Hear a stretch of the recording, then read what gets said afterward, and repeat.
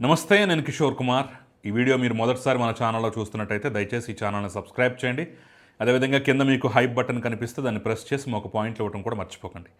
మీ ప్రోత్సాహమే మాకు కొండంత బలాన్ని ఇస్తుంది. ఈరోజు కరెంట్ అఫైర్స్ కాదు కానివ్వండి, ఒక ముఖ్యమైన అంశం గురించి మాట్లాడే ప్రయత్నం చేస్తున్నాను. జగన్మోహన్ రెడ్డికి దమ్ముందా? జగన్మోహన్ రెడ్డికి ధైర్యం ఉందా? జగన్మోహన్ రెడ్డికి సత్తా ఉందా? లేదు లేదు లేదు లేదు కాక లేదు. ఈ మాట అంటుంది నేను కాదు, నా మీద ఏం విరుచుకుపడద్దు మీరు. సొంత చెల్లెలు, జగన్మోహన్ రెడ్డి సొంత చెల్లెలు షర్మిలే ఈ మాట అంటోంది. కావాలంటే క్లిప్ కూడా చూడండి, వార్తా కథనం. సో ఆవిడ ఎన్ని విమర్శలు చేసినా సరే, రాజకీయ విమర్శలు అనుకోవచ్చు కానివ్వండి, ఇది మాత్రం ఖచ్చితంగా మనం మాట్లాడాల్సినటువంటి అంశమే, చర్చించాల్సినటువంటి అంశమే. కాబట్టి దీని గురించి నేను మాట్లాడే ప్రయత్నం అయితే చేస్తున్నాను. సో జగన్మోహన్ రెడ్డికి తన దమ్ము, ధైర్యం, సత్తా చూపించేటటువంటి, నిరూపించుకునేటటువంటి గోల్డెన్ ఆపర్చునిటీ వచ్చినా, అబ్బే నాకెందుకు దమ్ముంది, అబ్బే నాకెక్కడ ధైర్యం ఉంది, అబ్బే నాకెక్కడ సత్తా ఉందని చెప్పేసి తన పాత ధోరణిలోనే బీజేపీకి సాగిల పడిపోతూ, బీజేపీకి ఊడిగం చేస్తూ ఉంటాడు అని చెప్పేసి గత కొన్ని రోజులుగా జరుగుతున్నటువంటి చర్చ ఇది. సోషల్ మీడియాలో పేలుతున్నటువంటి సెటైర్లు. విషయం ఏంటంటే, భారతదేశ చరిత్రలోనే ఒక అంశం, ఇంతవరకు జరగనటువంటి అంశం ఈసారి పార్లమెంటు సమావేశాల్లో జరిగేటటువంటి అవకాశం కనిపిస్తుంది. అదేంటయ్యా అంటే, భారత ఎన్నికల ప్రధానాధికారిగా ఉన్నటువంటి జ్ఞానేష్ కుమార్ని తొలగించాలి. అతను పక్షపాత వైఖరి గలవాడు, పక్షపాతంతో వ్యవహరిస్తున్నాడు, ప్రతిపక్షాలని అనుస్తూ బీజేపీకి లబ్ధి చేకూర్చే ప్రయత్నం మాత్రమే చేస్తున్నాడని చెప్పేసి అనేక ఆరోపణలు చేస్తూ ప్రతిపక్ష పార్టీలన్నీ ఏకమై అతని ఇంపీచ్మెంట్ కోసం పార్లమెంట్లో నోటీస్ ఇచ్చాయి. ఈ నోటీసు అడ్మిట్ అవ్వాలంటే, అంటే పార్లమెంట్లో తీసుకోవాలంటే, ఏదో నోటీస్ ఇవ్వగానే అన్నీ తీసుకోరు, ఇలాంటివి ఇవ్వాలంటే, ఎందుకంటే రాజ్యాంగబద్ధమైన పదవి, పార్లమెంట్లో చర్చ చేపట్టి ఓటింగ్ ద్వారా మాత్రమే తొలగించాలి. కాబట్టి ఈ ప్రక్రియ చేయాలంటే 2/3 మెజారిటీ అవసరం. నోటీస్ ఇవ్వాలంటే మినిమం సభ్యుల సంఖ్యాబలం ఉండాలి. మినిమం సభ్యుల సంఖ్యాబలం అంటే లోక్సభలో ఒక 100 మంది, రాజ్యసభలో ఒక 50 మంది. అంటే అక్కడ ఒక 100, ఇక్కడ ఒక 50, మొత్తం 150 మంది సభ్యులు సంతకాలు పెడితే మాత్రమే దాన్ని చర్చకు తీసుకుంటారు.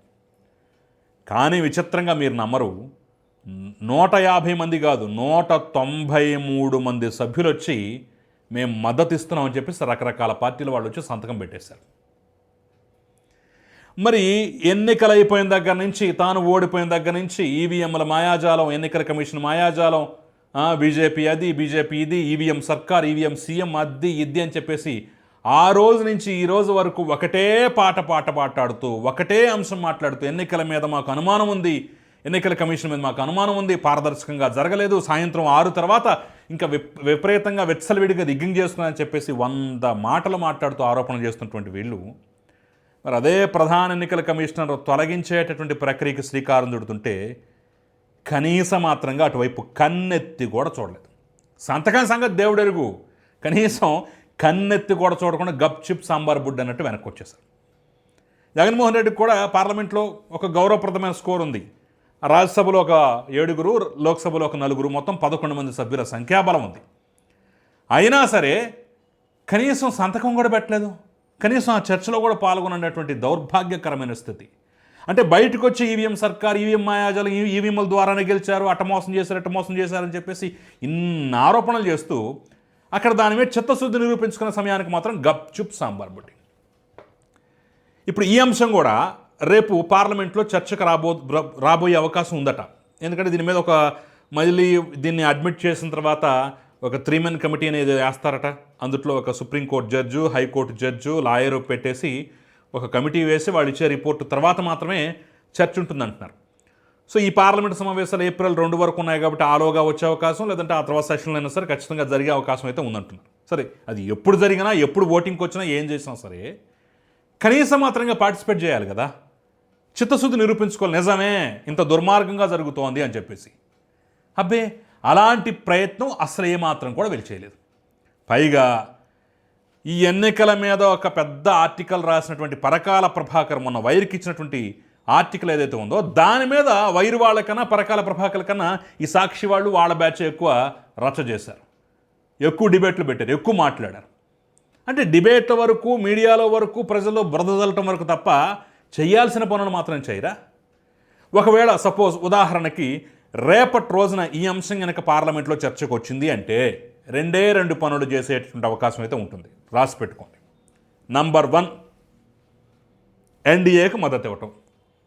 నంబర్ 2, లేదా ఆ రోజు కనీసం ఓటింగ్ జరిగే సందర్భానికి బాయ్కాట్ చేసి బయటకు వచ్చి మేము తటస్థంగా ఉన్నాం, మేము ఎవరికి మద్దతు ఇవ్వమని చెప్పేసి ఒక బిల్డప్ ఇవ్వటం. ఈ 2 పనులు కనుక ఇందుట్లో ఏది చేసినా సరే అది బీజేపీకి అనుకూలంగా చేసినట్టే, బీజేపీకి సాగలి పడ్డట్టే, బీజేపీకి సాష్టాంగ నమస్కారం చేసినట్టే, బీజేపీకి ఊడిగం చేసినట్టే లెక్క. అయితే డైరెక్ట్గా ఎన్డీఏకి మద్దతు ఇస్తూ వాళ్ళ ఈ జ్ఞానేష్ కుమార్ తొలగింపు కుదరదని చెప్పేసి ఓటేసినా, ఆ రోజు ఎన్నికలు బాయ్కాట్ చేసినా మేము తటస్థంగా ఉన్నామని చెప్పేసి బిల్డప్ ఇచ్చినా సరే ఖచ్చితంగా బీజేపీకి సహకారం అందించినట్టే. అందుకనే షర్మిల తిడుతోంది, అందుకనే మిగతా వాళ్ళు కూడా మాట్లాడుతున్నారు. నీ దమ్ము ధైర్యం చూపించు, నువ్వు సత్తా ఉంది, నీకున్న సత్తా చూపించు, నువ్వు చూపించలేవు, బీజేపీకి సాగిలి పడిపోవద్దు, అవకాశం వచ్చినప్పుడు చూపించకుండా ఆ తర్వాత ఈవీఎంల మీద దొంగేడుపులు ఎందుకు ఏడుస్తున్నావు అని చెప్పేసి చెల్లెల్ని నిలదీసి అడుగుతోంది. ఇక తెలుగుదేశం జనసేన వంటి వాడైతే అబ్బే నువ్వెక్కడ చూపించాలి, చూస్తూ ఉండు, సాగిలి పడిపోతావు, మేము చూడలేమా అని చెప్పేసి వాళ్ళు కూడా కామెంట్లు చేస్తున్నటువంటి పరిస్థితి కనిపిస్తోంది. సో అందుకనే మాట్లాడుతున్నాను, చెప్పేదొకటి చేసేదొకటి అనేటటువంటి వైఖరి ఆ పార్టీని ముంచుతోంది. చిత్తశుద్ధి లేనటువంటి అంశం, చిత్తశుద్ధి లేని తనం అయితే ఆ పార్టీని ముంచుతోంది. ఇవన్నీ గమనించకుండా, గుర్తించకుండా ఎన్ని రాజకీయాలు చేసినా ప్రయోజనం ఉండదు. ఇక ఆఖరిగా చెప్పాల్సినటువంటి అంశం ఏంటంటే, ఎందుకు జగన్మోహన్ రెడ్డి ఈ అంశంలో, ఈ చర్చలో ముఖ్యం అని చెప్పేసి నేను అంటున్నాను అంటే, మొత్తం 543 మంది సభ్యులు ఉన్నటువంటి లోక్సభలో 2/3 మెజారిటీ అంటే 362 అన్నమాట. 362 మంది ఖచ్చితంగా మద్దతు ఇవ్వాలి. రాజ్యసభకు వచ్చేసరికల్లా 245 మంది సభ్యులు ఉంటే అందుట్లో 164 మంది మద్దతు ఇవ్వాలి. సో 362 ప్లస్ 164 అంటే 526 మంది సభ్యుల సంఖ్యాబలం అయితే అవసరం. ఒకవేళ ఇది పెట్టి పార్లమెంట్లో పాస్ చేయాలి అనుకుంటే ఇండియా కూటమి కానీ, లేదంటే మిగిలిన ప్రతిపక్షాలు కానివ్వండి, ఈ జ్ఞానేష్ కుమార్ కరెక్ట్ కాదు, సర్ జాబితాల అవకతవకలు, ఈవీఎంల ఆరోపణలు, ఎన్నికల వ్యవస్థ భ్రష్టు పట్టిపోయిందని లాబ్లాబ్ ఎన్ని చెప్పుకున్నా సరే ఆ ఆరోపణలన్నిటికీ బలం చేకూర్చాలంటే సంఖ్యాబలం కావాలి. అయితే వీళ్ళు ఇచ్చినటువంటి 193 మంది మాత్రమే తీసుకున్నట్టయితే సంఖ్యాబలం అనుకుంటే ఇంకా 333 మంది తక్కువ అవుతున్నారు. ఒకవేళ జగన్మోహన్ రెడ్డి కూడా వీళ్ళకి కలిసినట్టయితే 322 మంది మాత్రమే తక్కువ అవుతారు. అంటే ఈ 11 మంది అటు కలిస్తే నైతికంగా జగన్మోహన్ రెడ్డి సరైనటువంటి దిశలో వెడుతున్నాడు, తన ఆరోపణలకి బలం చేకూరుస్తూ చిత్తశుద్ధిగా ప్రయత్నం చేస్తున్నాడని చెప్పేసి ప్రజలు కానివ్వండి, రాజకీయవేత్తలు కానివ్వండి అనుకునే అవకాశం ఉంటుంది. అంత మాత్రాన ఇతను వెళ్ళి మద్దతు ఇచ్చినంత మాత్రాన అక్కడ ఏదో గెలిచేస్తారు, ఆ తీర్మానం అదైపోద్ది అని చెప్పేసి అంటలేదు. కానీ నైతికంగా ఒక్కొక్క మెట్టు అన్నట్టుగా నైతికంగా ఒక మద్దతు దొరుకుతుంది. తన వాదనకి, తన ప్రయత్నానికి ఒక చిత్తశుద్ధి అడుగు పడ్డట్టు అవుతుంది.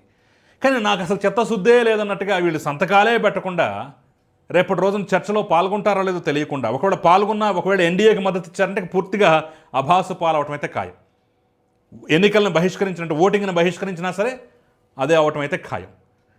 సో ఈ రకమైనటువంటి వ్యవహార శైలి కనబరుస్తున్నటువంటి, మరి అంటే చెప్పేదొకటి చేసేదొకటి అన్నట్టుగా వ్యవహార శైలి కనబరుస్తున్నటువంటి వీళ్ళ తీరు పట్ల మీరేమనుకుంటున్నారు? సో జగన్మోహన్ రెడ్డి దమ్ము ధైర్యం చూపించగలడా, లేదంటే బీరువులాగా మారిపోతాడనేది అయితే రేపటి రోజున ఖచ్చితంగా తేలే అవకాశం అయితే కనిపిస్తుంది. మీ అభిప్రాయం ఈ అంశం మీద ఖచ్చితంగా కమెంట్ రూపంలో తెలపండి. ఈ వీడియో నచ్చినట్టయితే 10 మందికి షేర్ చేయండి. Thank you very much.